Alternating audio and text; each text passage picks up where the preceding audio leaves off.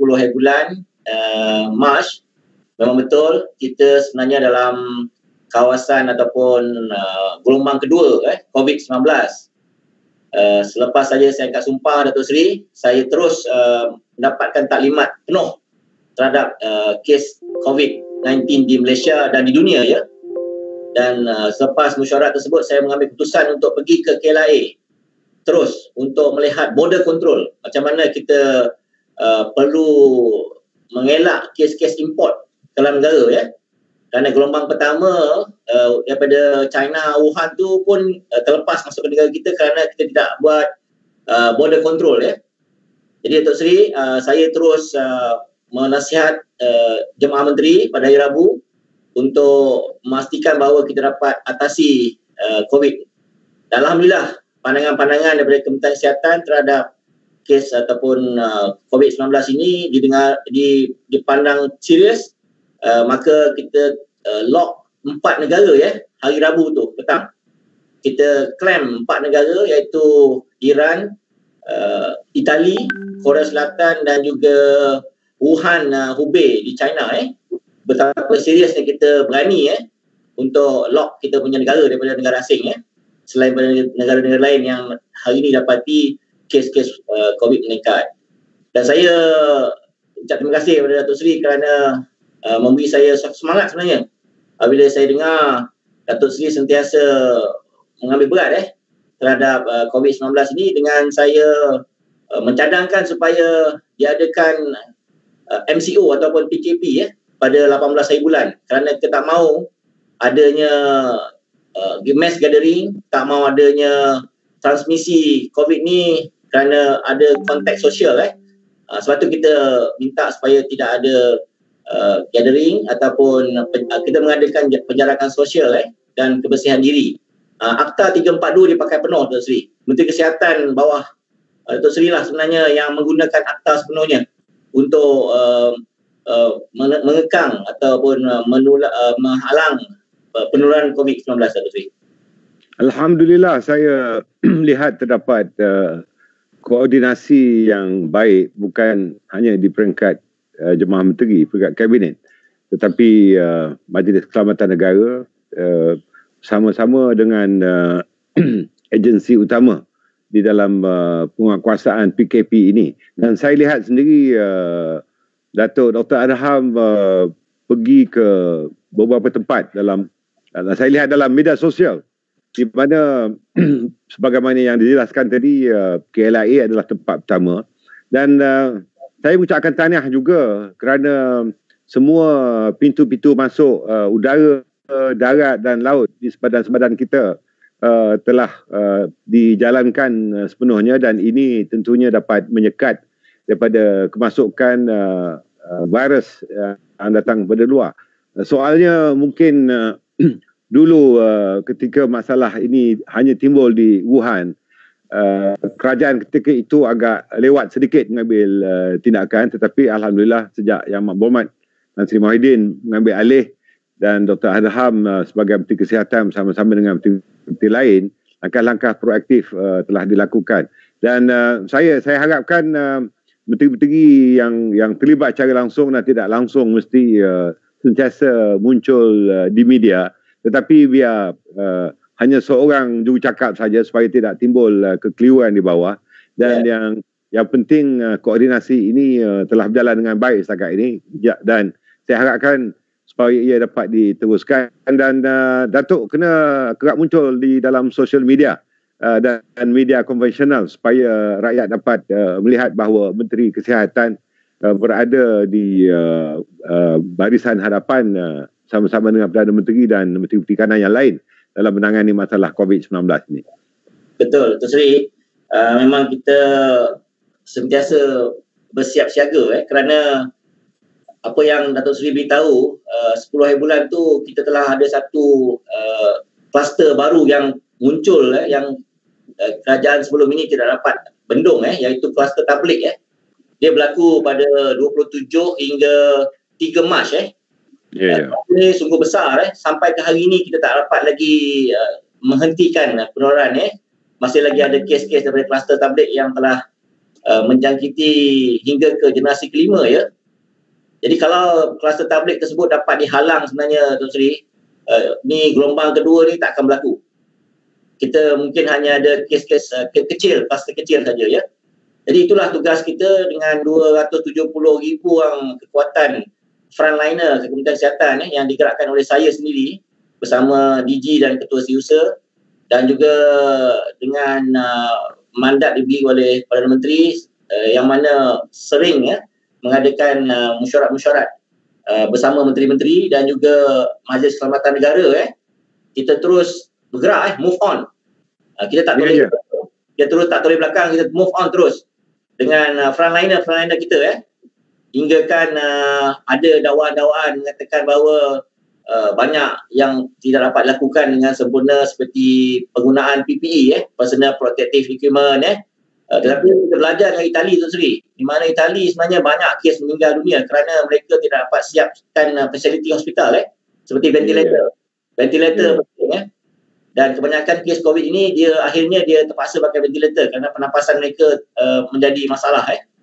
Dan saya yakin bahawa apa yang saya buat telah pun diiktiraf oleh dunia Tuan Sri. Saya telah buat video conferencing dengan WHO 500 negara. Saya live conferencing. Kemudian saya live video conferencing dengan Menteri Kesihatan China dan Menteri Kesihatan Singapura ya. Kemudian saya live conferencing dengan menteri-menteri ASEAN dan ASEAN Plus 3. Juga bersama Perdana Menteri kita dapat buat live conferencing dengan Perdana Menteri di ASEAN dan ASEAN 3 iaitu Korea, Jepun dan China.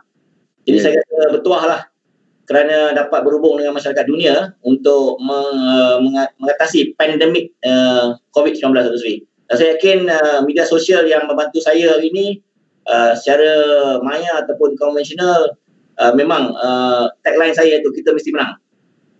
Betul. Saya ucapkan tahniah terutamanya selain pada Datuk sendiri frontliners kita dengan kesiapsiagaan bukan hanya dalam aspek kesihatan. Kita lihat petugas-petugas seperti doktor, jururawat dan kita lihat bahawa fasiliti hospital kita juga berada di dalam tahap yang cukup bersiap-siaga. Malah makmal kajian mengenai pandemik ini oleh makmal Kementerian Kesihatan juga telah memperlihatkan satu langkah ke hadapan, dan saya berdoa agar dapatan kajian ini dan juga penyelesaian ini dapat dibuat oleh makmal di bawah Kementerian Kesihatan. Dan saya nak bertanya, bagaimana penglibatan hospital dan doktor dari hospital swasta, Datuk?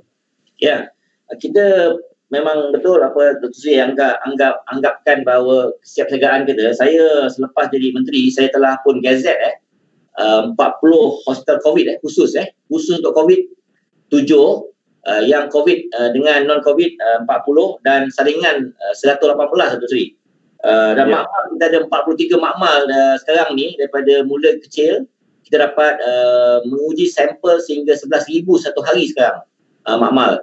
Dan makmal swasta juga bekerjasama.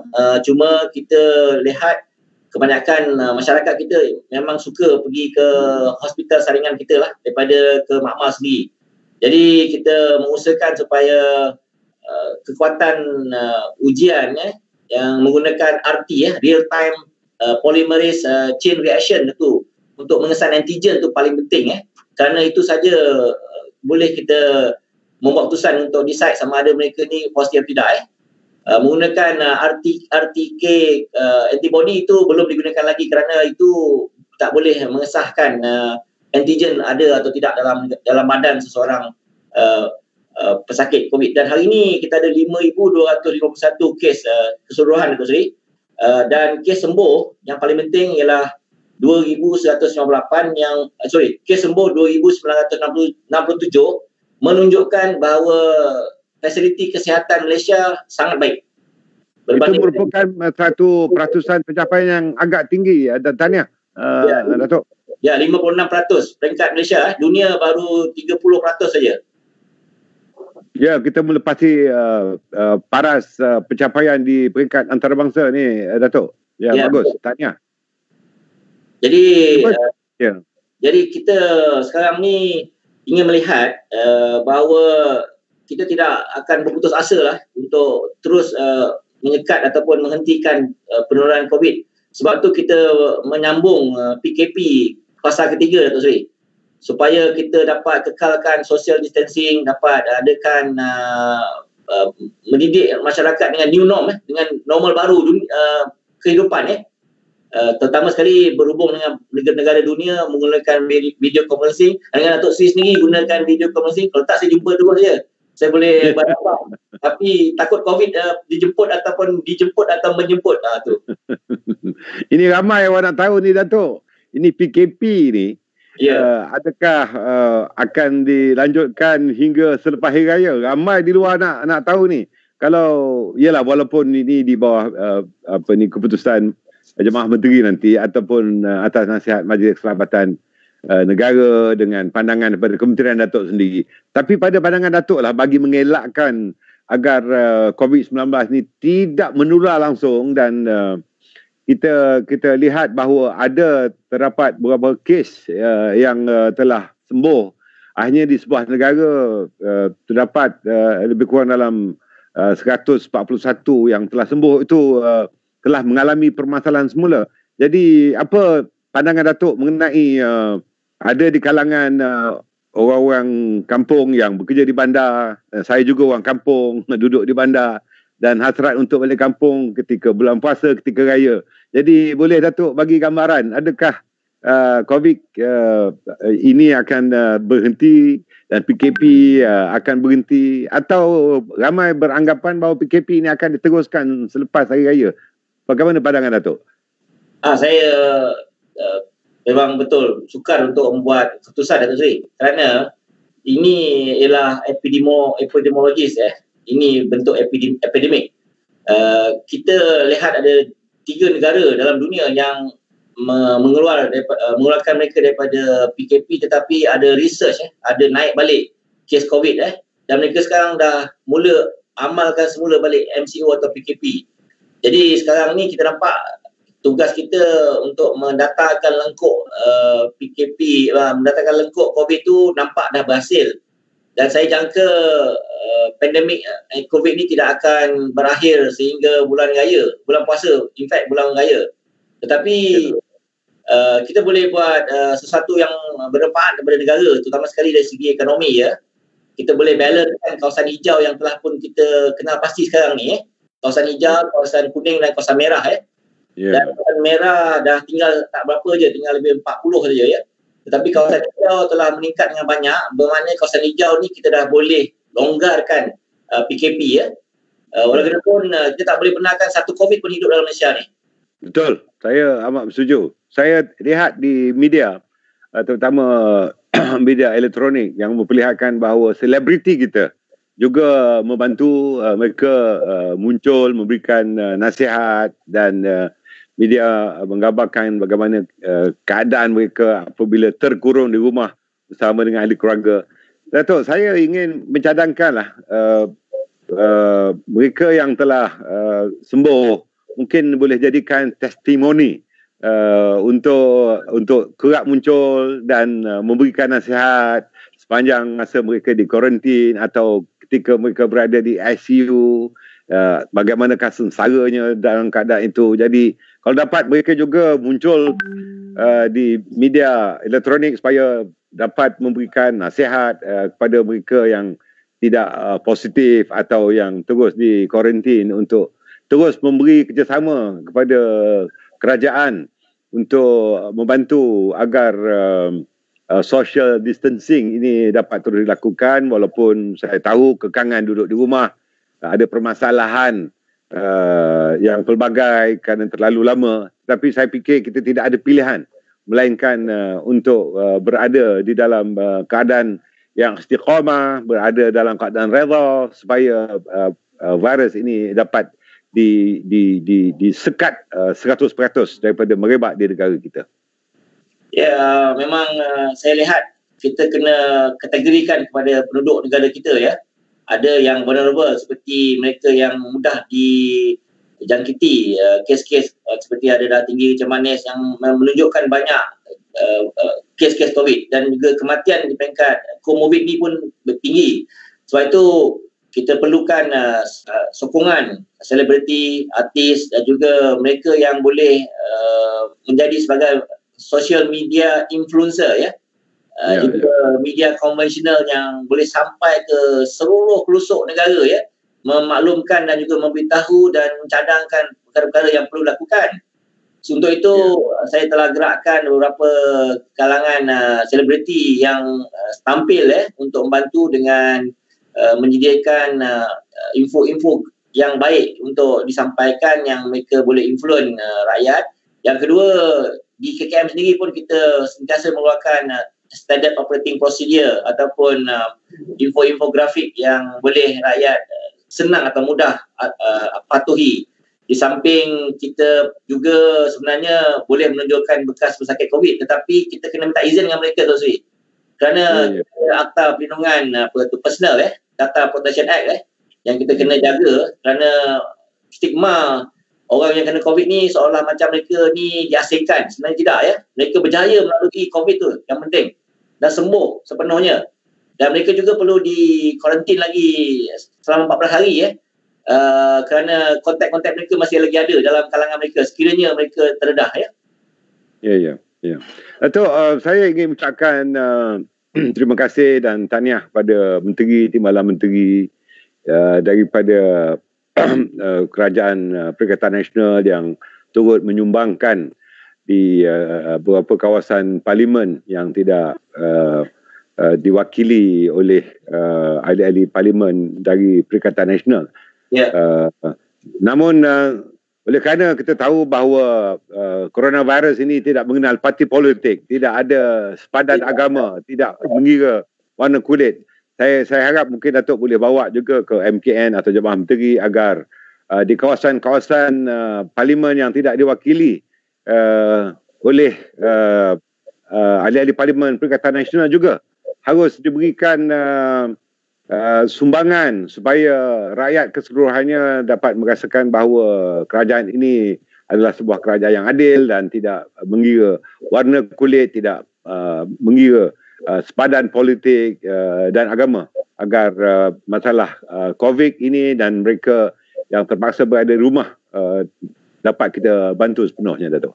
Ya, betul. Alhamdulillah lah Kerajaan Perikatan Nasional yang Datuk Seri sendiri akui, kita memang sedia membantu mereka-mereka yang tidak dapat bersama-sama dalam kerajaan ataupun mereka yang berkedudukan dalam parti ataupun dalam jamaah ataupun yang kita akui COVID ini tidak mengenal tak mengenal sesiapa pun dia boleh tembus kecuali kita dapat jarak sosial tu yang penting atau tiada penularan.